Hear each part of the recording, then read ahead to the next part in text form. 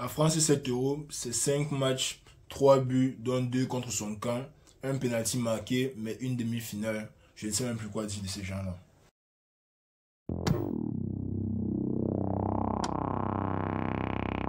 Yo les amis, j'espère que vous allez bien. On se retrouve une fois de plus. Les quarts de finale ont commencé. Bon, je voulais pas faire un débrief sur le match de l'Allemagne, donc on va parler vite fait du match là après le match-ci. Mais le match principal aujourd'hui c'était France-Portugal. Les deux équipes qui nous ont offert un match assez plaisant. Le manque de but forcément fait froncer les visages. Quand tu n'es ni français ni portugais, honnêtement, tu regardes seulement le match pour le spectacle. Mais bon, bref, la France qui passe en demi-finale après un nouveau 0-0, un nouveau match dans lequel, d'après moi, ils n'ont pas proposé de jeu. Ah, je ne sais pas quoi dire, les gars. Je ne sais pas quoi dire, mais bon. N'hésitez pas bien sûr à vous abonner, liker la vidéo si vous appréciez mes débriefs. On arrive à la fin de l'Euro. Après l'Euro, je ne sais vraiment pas ce qu'on va faire. Si vous avez des idées, dites-moi un peu en commentaire. Parce que je veux, regarder la saison prochaine directement après l'Euro. Mais si vous avez d'autres idées, dites-moi en commentaire. Si vous voulez voir, par exemple, les JO, dites-moi en commentaire. Je vais voir ce que je peux faire pour ça. Mais bon, bref. La France qui arrive contre le Portugal aujourd'hui, bon. Le milieu du terrain, comme j'ai dit la dernière fois, on s'y attendait. Tchouaméni, Kamavinga et Kanté. La défense n'a pas changé. L'attaque, Griezmann en 10. Avec Mbappé et Kolo Muani cette fois-ci en attaque. Côté portugais, c'est la même formation de chaque jour. Bon, il y a des trucs que moi j'ai eu à remarquer sur ce match déjà. Kolo Muani est beaucoup plus intéressant que Thuram avec l'équipe de France. Je ne sais pas ce qu'il ne donne pas avec Thuram. On dit que, certaines personnes disent que c'est parce qu'il est habitué à jouer avec deux strikers à l'Inter et quand il arrive en équipe de France, il est un peu isolé devant. Moi, je n'y crois pas trop. Moi, je crois que quand tu es un grand joueur, peu importe le contexte dans lequel on te met, tu dois pouvoir t'en sortir. Mais j'ai vraiment l'impression que Kolo Muani est beaucoup plus intéressant avec cette équipe de France. Pardon. Il rentre beaucoup plus faire les efforts défensifs. Dans la projection, c'est du bon. La prise de décision, là, je n'en suis pas très sûr parce que je pense au ballon où on donne à Mbappé, en une touche, il dévie à Kolo Muani. Déjà, ça traverse. Je pense qu'il dévie à Griezmann. Griezmann laisse à Kolo Muani et Griezmann traverse. Kolo Muani devait amortir et au trou amortir et donner directement à Griezmann. Mais Kolo Muani a amorti, l'a poussé, réfléchi, essayé de frapper. Ce n'était pas très bon. Mais moi, je pense que dans l'animation, tout court, Kolo Muani peut être beaucoup plus intéressant que Marcus Thuram. Autre chose, l'absence de Dembélé. Je pense que ce qui a rendu le match si beaucoup plus dur que prévu pour la France, c'était l'absence d'Ousmane Dembélé. Parce que quand tu joues avec une formation un peu à la Madrid, parce que si on regarde la formation du Real la saison qui vient de passer ici, on joue en 4-4-2 avec un ailier gauche devant et un buteur. Le côté droit, c'était le latéral qui montait attaquer là-bas. Quand tu joues comme ça côté français, tu as de ton côté droit, tu as un Leao et un Nuno Mendes, mais qui sont en train de te fusiller à longueur de journée. La France n'avait aucune réponse pour les deux là en première mi-temps. Nuno Mendes et Leao qui ont fait leur beurre, mais de la première à la 50e minute, à la 60e minute, je pense, ils ont fait leur beurre tout le match. Côté français, il n'y avait pas de quoi défendre là-bas, mais l'apport d'un joueur comme Kamavinga apporte aussi beaucoup plus de stabilité défensive. Parce que moi, je vous ai dit dans le dernier match que Rabiot, certes, il essaie de faire des efforts défensifs, mais ses efforts offensifs sont souvent trop poussés. Dans la construction, tu peux être en train de construire et avoir un Rabiot qui est de l'autre côté du stade en train d'attendre le ballon. Non, le milieu de terrain doit être là dans la construction, essayer de faire avancer le ballon. C'est exactement ce que Kamavinga a fait. Et défensivement, il aidait beaucoup Koundé. Parce que si Kamavinga ne venait pas aider honnêtement, je ne sais pas comment il allait s'en sortir. Par contre, si tu avais un Dembélé côté français, Nuno Mendes déjà allait devoir watch out pour la vitesse de Dembélé, sachant que à côté de lui c'est Pepe. Et il ne peut pas seulement laisser Dembélé et Pepe en 1v1 comme ça. On a vu un 1v1 Thuram contre Pepe. Honnêtement, Thuram c'est peut-être 50% de la vitesse de Dembélé. Si Dembélé était au stade, Nuno Mendes allait devoir être beaucoup plus discipliné. Et tu allais avoir un joueur à son poste naturel qui vient faire les efforts défensifs parce que Dembélé ne manque pas de faire les efforts défensifs. Mais qui, quand il faut avancer, il va très vite. Et là, c'est beaucoup plus intéressant du côté là. Pas que tout le match, tu joues seulement côté gauche sur Mbappé. Côté gauche sur Mbappé. Les rares fois que Koundé avance, il n'y a personne vraiment avec qui combiner. Il n'y a personne dans son espace. Donc moi, côté français, le côté droit là, ce que Deschamps est en train d'essayer de faire en 4-4-2, d'après certains commentateurs français, c'est parce que Mbappé n'aime pas trop défendre. Mais si Kolo Muani vient faire des efforts défensifs là, bref, maintenant en 4-3-3, Kolo Muani et Dembélé peuvent toujours faire des efforts défensifs. Mbappé n'est pas obligé de faire des efforts défensifs si vous ne lui imposez pas ça, parce que à the end of the day, moi je pense que c'est le club. Quand Ronaldo jouait au Real, il y avait des matchs là où il savait qu'il devait faire des efforts défensifs. Si Mbappé ne veut pas faire ça, c'est à cause de là où il joue, c'est à cause de son pays, c'est à cause du statut qu'on lui a donné là-bas. Ça ne me concerne pas. Mais bon, bref, côté français, le côté droit que moi j'ai trouvé très fébrile, on l'appelle comment, Jules Koundé qui a beaucoup souffert contre Léao et Nuno Mendes. Nuno Mendes qui ressemblait beaucoup à Ronaldinho. Mon ami me dit que c'était Dembélé qui ressemblait à Ronaldinho, mais moi je vous dis que Nuno Mendes sur son match d'aujourd'hui, oh Seigneur, oh Nuno Mendes. Donc, je ne sais pas, le seul match de Paris que j'ai vraiment regardé, bon c'est vrai qu'ils ont joué contre Dortmund l'année passée, mais quand j'ai vu contre le Barça comment Nuno Mendes était défensif, ça te fait même oublier like, le talent du joueur. Like, qu'est-ce que Luis Enrique fait avec le petit Nuno Mendes là? C'est parce que pour moi, c'était peut-être le meilleur joueur offensif du Portugal. Quand il s'agit d'avoir le ballon au pied, Nuno Mendes qui était très intéressant. Le milieu de terrain, j'ai beaucoup aimé. Mais Bruno Fernandes, honnêtement, très bon joueur de football. Juste que parfois, tu as l'impression que ce sont les démons qui le dérangent. Like, parfois, Bruno Fernandes fait de ses passes, il prend de ses décisions. Tu te poses juste des questions. Hormis ça même, il a pris un coup franc. Je dis, bon, on va pas le tuer pour le coup franc là. Mais il a pris au moins 6 ou 7 corners. Aucun corner n'a été repris par un de ses coéquipiers. Ses corners étaient tout simplement mauvais. Je me demandais pourquoi Bernardo ne peut pas prendre un ou deux corners pour voir la tangente. Mais honnêtement, le match de Bruno aujourd'hui, moi j'ai compris qu'on l'a enlevé. Les passes n'étaient toujours pas le bon choix, pas toujours dans le bon tempo. Les centres n'étaient pas là. Like, Bruno Fernandes, honnêtement, aujourd'hui, il a fait un mauvais match. Like, je ne peux pas le défendre. J'aime beaucoup Bruno. Mais aujourd'hui, je ne peux vraiment pas le défendre. Bruno Fernandes qui fait un match en dessous de la moyenne. Il y avait encore qui Ronaldo. Voici le truc hein, avec Ronaldo. Like, moi, j'adore Ronaldo. C'est mon goût, tout.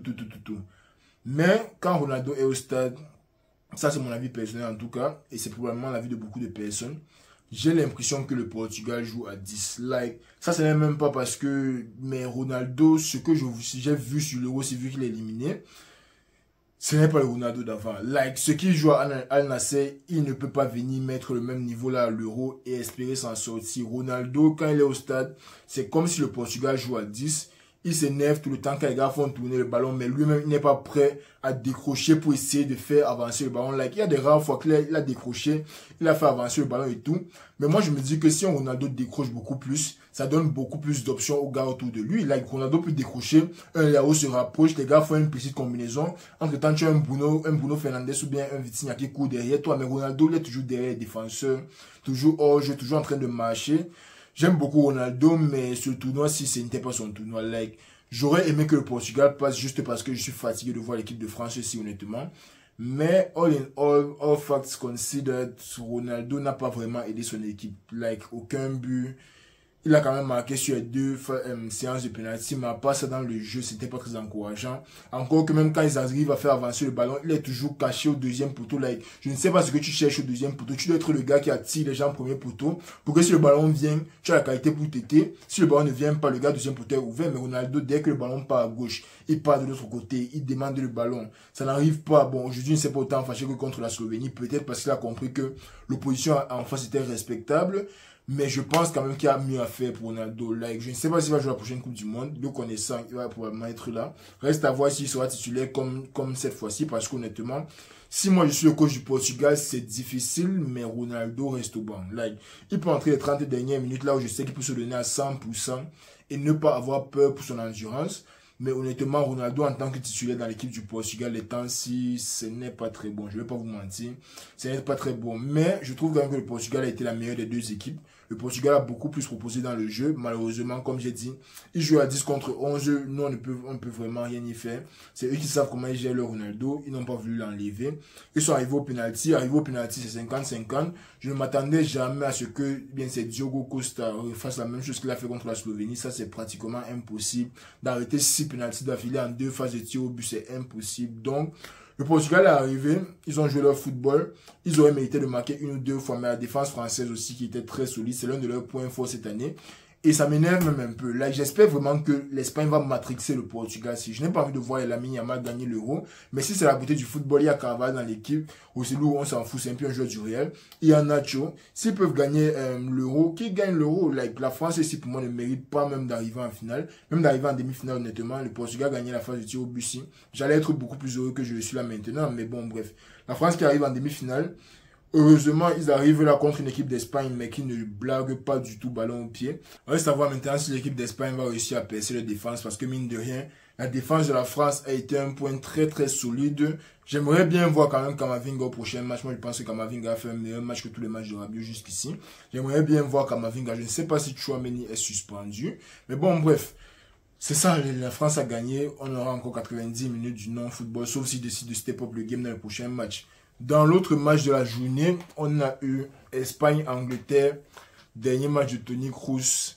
Un match qui était beaucoup plus brouillon que le match, si je dois dire, parce que France-Espagne, France-Portugal plutôt, c'était un peu plus calme, un peu plus posé. Tu avais l'impression que les deux équipes s'observaient un peu au début du match, avant d'essayer de placer leurs attaques, mais Espagne-Allemagne, honnêtement, c'était seulement end-to-end. Like, petit ballon, on a envoyé devant les gars coups là-bas, petit ballon, on a envoyé là-bas, les gars coups. Très brutal au début du match quand même. Like, Toni Kroos, en arrêtant sa carrière, il a décidé aussi d'arrêter celle de Pedri. On espère que ça va aller pour Pedri parce qu'honnêtement, un petit bijou comme ça, il a déjà été trop blessé. Like, he needs to have some form, play some regular football pour qu'on puisse voir l'étendue de son potentiel et pour que les Barcelonais ne se plaignent plus non plus. Mais bon, bref, le match était très physique.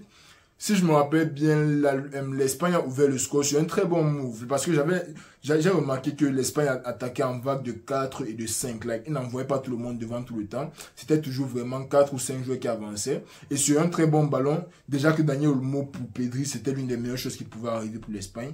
Ils ne s'en rendaient peut-être pas compte, mais Dani Olmo offensivement, très percutant, toujours dans les bons espaces, toujours en train de chercher le but comparé à un Bernardo Silva qui a le ballon devant les goals, qui cherche encore à dribbler, lui-même va regretter ça. Avec le salopard de Joao Félix qui a raté le penalty, ça c'était seulement une parenthèse sur les joueurs du Barça et du City, parce que je ne les aime pas. Mais bon, bref, bonne PSC, Lamine Yamal qui prend le ballon 1 contre 1 avec son défenseur, il rentre, il donne la passe à Dani Olmo, et Dani Olmo, magnifique passe dans les goals honnêtement. Et l'égalisation allemande, c'était là-bas, c'était seulement qu'on envoyait tout le monde devant. Florian Wirtz qui arrivait à marquer. J'ai vu encore Carvalho, Musiala, et c'était très drôle. Carvalho a pris le carton rouge. Mais honnêtement, quand tu vois Real Bayern cette saison, Carvalho a fait un bien meilleur job contre Musiala que Vasquez.